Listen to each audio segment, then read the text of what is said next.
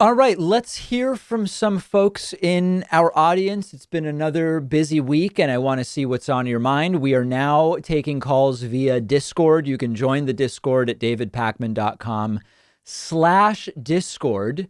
Very, very exciting things happening there. I think we have maybe even breached 7,000 Discord members, and it only launched, I think it was like somewhere between 2 days and 7 months ago. So that's a lot. Let's go first to Tim from Boston. We'll take a local call. Tim from Boston, what's going on? Hey, Dave, can you hear me? Yeah, where are you? Are you at Fenway? Is it that loud? I'm sorry, let me fix that for you. I'm actually near Fenway, though. Yeah, David, hey. So thanks for taking my call. We saw some big wins for direct democracy with all the ballot initiatives during the election. But I really want to know your opinion on the efficacy of this new form of direct democracy that's becoming popular. I'm working on a website called turk.io. That's turq.io. This website enables everyday people to collaborate on writing citizen legislation that then gets submitted to various legislatures. The idea is that this form of direct democracy isn't people voting on every issue, rather everyday people having a hand in the actual writing of the law. What are your thoughts on the efficacy of citizens having a hand in the drafting of the actual law? Listen, given the fact that I don't know anything about this website, are you affiliated with this website? Yes, sir, I am. You are? Okay. So in the future, I would mention that up front because it makes it sketchy when I have to figure out that you're actually affiliated with the website, even though it was kind of obvious because you were like reading off of it, you know? Oh, my apologies. Yeah. I prepped the script just to make sure I was clear about. I am associated with a website. So I know nothing about the website. Here's what I would say. Given that 72 million people thought it was a good idea to vote for Donald Trump, I question whether letting random people write laws is a good idea. I am very much for ballot initiatives. I am very much for, restructuring our system from the standpoint of campaign finance, ranked choice voting, and all of these other things. Letting random people write laws, to me, there's a lot of questions around it. I'd want to think more about it. Yeah, I mean, we see that with open source software all the time where, we let all kinds of people participate in writing open source software. We do. I think the stakes are maybe a little different, though, between making, law and writing software.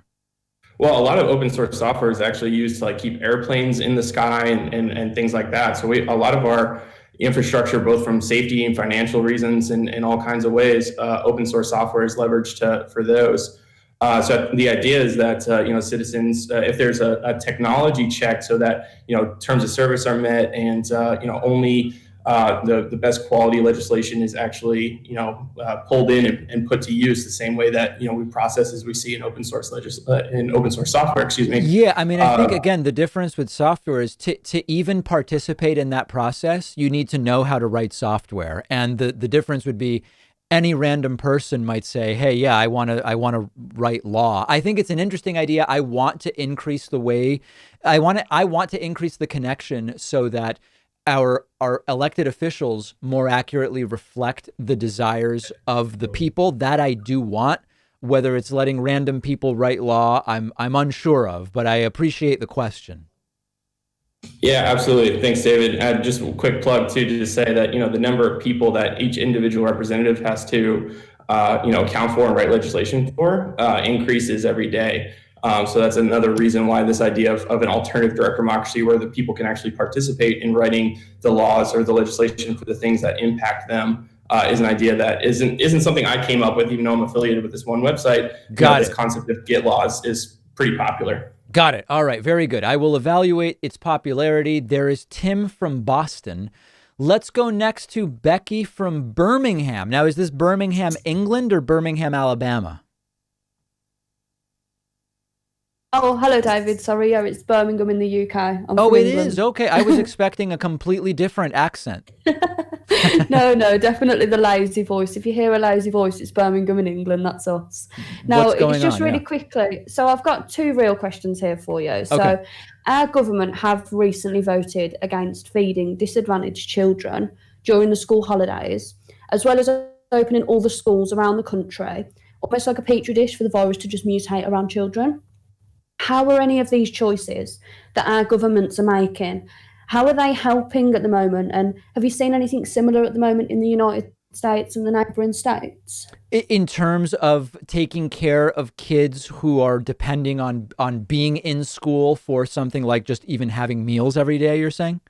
Yeah, so for both, so we have things here called free school meals. Yeah. So similar to when children go to school in the US and have their meals there as well. Right. It's that sort of a feeling, really. They've not helped out for the disadvantaged children who maybe don't have their laptops at home to work from home, or maybe don't have the necessary food allowance to be able to buy that much food for a week with that many children. Unfortunately, there's been no well-organized federal effort to do that here in the United States. Unfortunately, we have this disgusting reality in the U.S. where it's one of the richest countries in the world, and yet you still have many kids who are going to bed hungry. You have many kids who are counting on getting a free lunch or a reduced price lunch at school. When there's no school because of the pandemic, what do? Now, there have been some local efforts, and I don't have a list in front of me, but there have been local efforts at the municipality level, maybe even some at the state level, although I'm not sure, to continue providing the lunches even if there's no school. And I think that that's a great thing. Better would be to solve this problem where why do we have hunger in a country as rich as the United States? But unfortunately, nothing structural and federally organized has been done on that. It's pretty sad. Yeah, it's the same sort of thing here as well. There's actually a famous footballer. I don't know if it's hit the news over in the US as well. A footballer by the name of Marcus Rashford has been campaigning for free school meals around the UK at the moment to make sure that these children are actually getting fed. They are actually being able to learn on a full stomach rather than being extremely hungry during their time. So there is little things going on like that, but the government have just declined it really and said, no, we're not doing that. We'll just throw that to the side. I do think there are some European countries that have better dealt with some of these issues, but again, I don't have details in front of me because I never know what people are going to ask about, but it is a real tragedy that this is going on in so many different places. Yeah, definitely. Well, it has been absolutely fantastic to speak to you. What do you think the outcome is just in general of what could happen in these situations now? Just a brief overview of, will the children ever get fed? Will they ever go back to school properly? Yeah, they will go back to school. They will go back to school, but then we'll go back to still having all of the problems we had when the pandemic hit. So there's a lot of work certainly to do. And a bigger topic for, an entire show about education, quite frankly. But Becky, I really appreciate you calling in today.